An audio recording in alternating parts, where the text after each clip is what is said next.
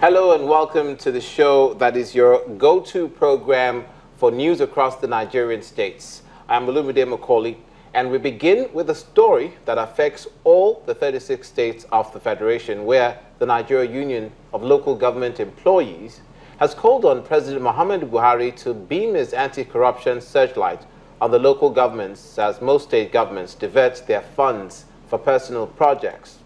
Now, the president of the union, Mr. Ibrahim Khaleel, said in Abuja, the nation's capital, that the local government joint account as operated by the states is a huge fraud. Mr. Khaleel also pledged the unions to provide information on corrupt practices of local government chairmen and governors to the federal government-led anti-graft agencies. The biggest corruption that is happening in this, on our land, is the corruption that is taking place in state and local government joint account. That should be checkmate, addressed, and whoever is found guilty must be brought to book.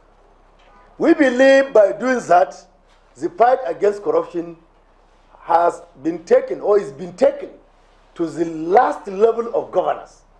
Because the corruption is everywhere in our land.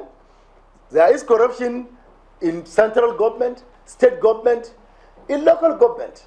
So no place should be lived as an island as far as this fight is concerned. And that is why, as I said, we already sacrifice our structure to provide whistleblowers in all the 774 local government with a view to complement the effort of government that to address the issue of corruption from particular units and departments of the local government. From there to the center, we head to the southwest, where the Oyo State government says it's consulting extensively with the Bank of Industry on the need to relax its demands from loan applicants in the state in order to improve access for small business owners. The outcome of that consultation, we understand, is an agreement that from the processing of approval of applications to disbursement of funds, it shouldn't exceed a 5-week duration. The BOI, that's the Bank of Industry, and the Oyo State government officials made this known at a stakeholders impact review forum, which is jointly organized to feel the pulse of the applicants as well as the beneficiaries.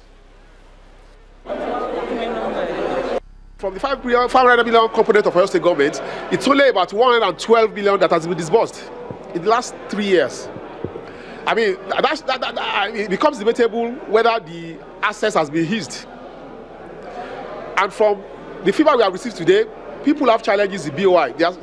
We have observed a low work rate on their part. We have also observed that their processes are too stringent, and that's been corroborated today by what we have had. And we've taken them on, and we have harmonized position on quite a number of things. And we have agreed, going forward, that the turnaround period, from the moment that you apply, and the moment, go through the process flow up to disbursement, will be a matter of 5 weeks.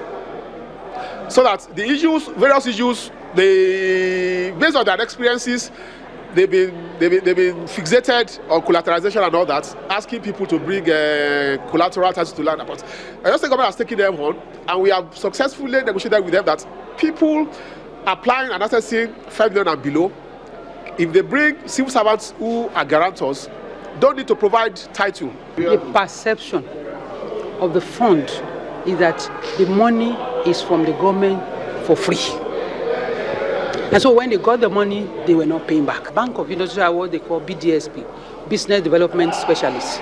What they do is to coach you on how to prepare your feasibility report, how to get your business done properly, and monitor you. And that's the reason why Bank of Industry is now in Oyo. So we are closer to the beneficiary. And keeping a tab on our story from Ekiti State yesterday, you remember, where over 30 Ekiti State civil servants were caught coming to their workplaces late by the state governor himself, Mr. Ayo Fayose, and are now to face a disciplinary committee. Labor unions in the state have condemned the workers' attitude to work, joining their voices to that of the governor, Fayose. The chairman of Trade Union Congress, Mr. Aduayo Adeshoye, pleaded with the governor to pardon the culprits and promised that the union will play its role in ensuring that such incidents don't recur.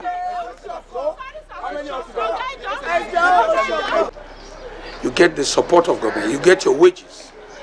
So many people out there not employed, looking for job. You can't have the job and be taking us for granted. So this will be a continuous exercise. I'll do unscheduled visits to a lot of places. If I find you wanting, we'll have to show you the way out of service. We will surely show you the way out. This indiscipline will not continue. It's a very good development in the sense that we have been talking to our people that they should come to office as early as 8 a.m. in the morning. And it is very sad in the sense that we have some people, so many people that fall victims of the incidents. We are good at what our people are doing is good, but still, we are still going to talk to Mr. Governor. We are going to beg him. Ekiti State Governor there, Ayo Fayose, speaking on discipline or indiscipline in the state civil service. You're watching News Across Nigeria, where we bring you news-making stories from across the Federation. A quick recess now. When we come back, youth in Edo State are protesting over what? In just a moment. Stay with us.